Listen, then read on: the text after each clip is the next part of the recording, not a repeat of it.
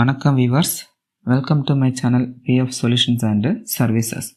இன்றைக்கி இந்த வீடியோவில் நாம் பிஎஃப் ட்ரான்ஸ்ஃபர் ப்ராசஸ் பற்றி பார்க்க போகிறோம். உங்களோட பழைய யூஎன் நம்பரை புதிய யூஎன் நம்பருக்கு நீங்கள் எப்படி ட்ரான்ஸ்ஃபர் பண்ணிக்கலாம் அப்படிங்கிற பற்றி தான் நம்ம இப்போ பார்க்க போகிறோம். ப்ரௌசரில் நீங்கள் மெம்பர் ஹோம் அப்படின்னு சர்ச் பண்ணி யூனிஃபைடு மெம்பர் போர்ட்டல் அப்படிங்கிற லிங்கை நீங்கள் கிளிக் பண்ணி நெக்ஸ்ட் பேஜ் போய்க்கலாம்.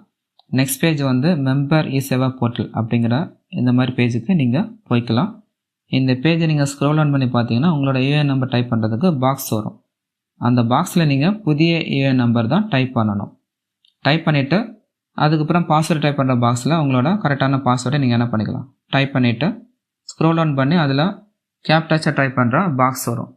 கேப்டச்சா யூஸ்வலாக எப்படி இருக்கும்னா 2 ஸ்மால் லெட்டர்ஸ் இருக்கும், 2 கேப் லெட்டர்ஸ் இருக்கும், ஒரு நம்பர் இருக்கும். அதுவும் அதுக்குண்டான பாக்ஸில் கரெக்டாக நீங்கள் டைப் பண்ணிக்கிட்டு அதுக்கு கீழே சைன் இன் அப்படிங்கிற பட்டன் இருக்கும். அந்த பட்டனை நீங்கள் கிளிக் பண்ணிக்கோங்க. கிளிக் பண்ணி நீங்கள் நெக்ஸ்ட் பேஜ் போய்க்கலாம். நெக்ஸ்ட் பேஜ் இந்த மாதிரி வரும். இதில் மேலே பார்த்தீங்கன்னா உங்களுக்கு 5 ஆப்ஷன் இருக்கும். 5வது ஆப்ஷன் தான் ஆன்லைன் சர்வீசஸ் அப்படின்னு இருக்கும். அந்த ஆப்ஷன் தான் நீங்கள் இப்போ என்ன பண்ணணும், கிளிக் பண்ணணும். கிளிக் பண்ணிட்டீங்கன்னா அதில் 4 ஆப்ஷன் வரும். 4 ஆப்ஷனில் செகண்ட் ஆப்ஷன் தான் இப்போ நம்ம யூஸ் பண்ண போகிறோம். அந்த ஆப்ஷனை நான் உங்களுக்கு ஹைலைட் பண்ணியிருக்கேன். அந்த ஆப்ஷன் எப்படி இருக்குன்னா 1 மெம்பர் 1 EPF அக்கௌண்ட் அப்படிங்கிற மாதிரி வரும்.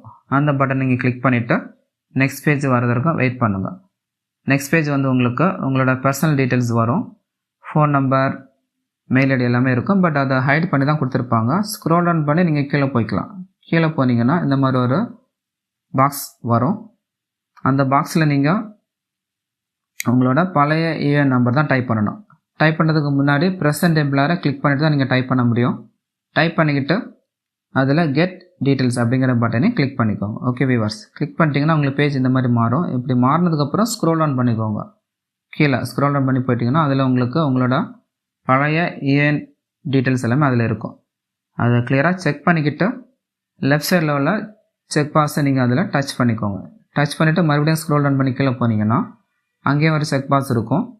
அந்த செக் பாக்ஸ் எதுக்காக கேட்டிருப்பாங்கன்னா உங்களோட ஆதார் ஆத்தென்டிகேஷன் அதுக்காக தான் கேட்டிருப்பாங்க. ஸோ நீங்கள் என்ன பண்ணணும், அந்த செக் பாக்ஸ் கிளிக் பண்ணிவிட்டு கெட் ஓடிபிங்கிற பட்டனை நீங்கள் என்ன பண்ணிக்கணும், கிளிக் பண்ணிக்கணும். ஓகே வியூவர்ஸ், உங்களோட ஆதார் லிங்க்டு மொபைல் நம்பருக்கு 6 டிஜிட் ஓடிபி ஒன்று வரும். அதை சப்மிட் பட்டனுக்கு மேலே உள்ள பாக்ஸில் கேர்ஃபுல்லாக டைப் பண்ணிவிட்டு சப்மிட் பட்டனை நீங்கள் கிளிக் பண்ணிக்கோங்க. கிளிக் பண்ணிட்டீங்கன்னா எல்லாமே கரெக்டாக பண்ணியிருந்தீங்கன்னா உங்களுக்கு பேஜ் இந்த மாதிரி மாறிடும். இதில் ட்ராக் ஸ்டேட்டஸ் அப்படிங்கிற ஒரு பட்டன் இருக்கும் மேலே ப்ளூ கலரில். அதை நீங்கள் என்ன பண்ணுங்கள், கிளிக் பண்ணிட்டீங்கன்னா உங்களுக்கு இந்த மாதிரி பேஜ் வரும். உங்களோட ஸ்டேட்டஸ் செக் பண்ணுறது இப்படி தான் நீங்கள் பண்ண முடியும். இதில் இப்போதைக்கு நான் உங்களுக்கு ஒரு ஆப்ஷன் மட்டும் பற்றி கிளியராக சொல்ல போகிறேன். Pending at present employer. இதை நீங்கள் எப்படி தான் மாற்றிக்க முடியும்னா உங்களோட இப்போ நீங்கள் ஒர்க் பண்ணுற கம்பெனிக்கு அல்லது ஆஃபீஸுக்கு அல்லது ஹெச்ஆருக்கு ஃபோன் பண்ணி தான் இந்த ஸ்டேட்டஸை நீங்கள் மாற்ற முடியும். ஒரு சில கம்பெனிஸில் ஃபோன் பண்ணி சொன்னாலும் அல்லது இமெயில் அனுப்பினாலும் அவங்க என்ன பண்ணிவிடுவாங்க, மாற்றி கொடுத்துருவாங்க. ஒரு சில கம்பெனிஸில் பிரிண்ட் அவுட் கேட்டாங்கன்னா இந்த பட்டனை கிளிக் பண்ணி PDF டவுன்லோட் பண்ணி அதை நீங்கள் பிரிண்ட் அவுட் எடுத்து உங்கள் ஆஃபீஸில் கொடுக்கணும்.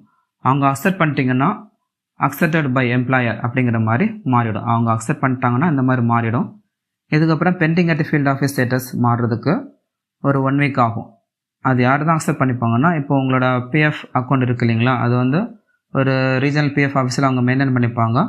அவங்க அக்செப்ட் பண்ணுறது 1 வீக் ஆகும். அவங்க அக்செப்ட் பண்ணிட்டாங்கன்னா இந்த மாதிரி மாறிடும், அக்செப்டட் பை ஃபீல்ட் ஆஃபீஸ் அப்படின்னு மாறிடும். அது முடிஞ்சிருச்சுன்னா உங்களோட PF ட்ரான்ஸ்ஃபர் சக்ஸஸ்ஃபுல்லாக முடிஞ்சிருச்சுன்னு அர்த்தம். ஓகே வியூவர்ஸ், உங்களுக்கு இந்த வீடியோ பிடிச்சிருந்துச்சுன்னா லைக் பண்ணுங்கள், கமெண்ட் பண்ணுங்கள், ஷேர் பண்ணுங்கள், சப்ஸ்கிரைப் பண்ணுங்கள். Okay viewers, thank you.